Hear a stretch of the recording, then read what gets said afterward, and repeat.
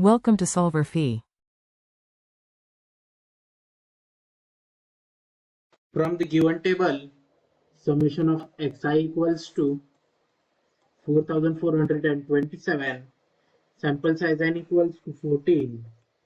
Therefore, mean x bar equals to summation of x divided by n equals to 4427 divided by 14 equals to 316.21.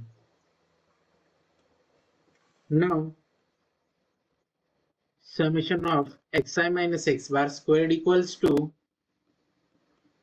1,75,218.35. Therefore, variance S square equals to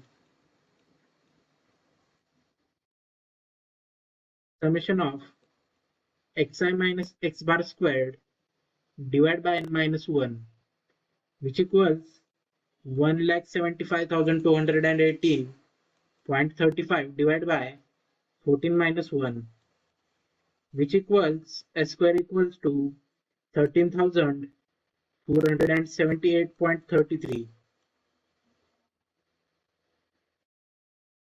Now, standard deviation S equals to under root of variance,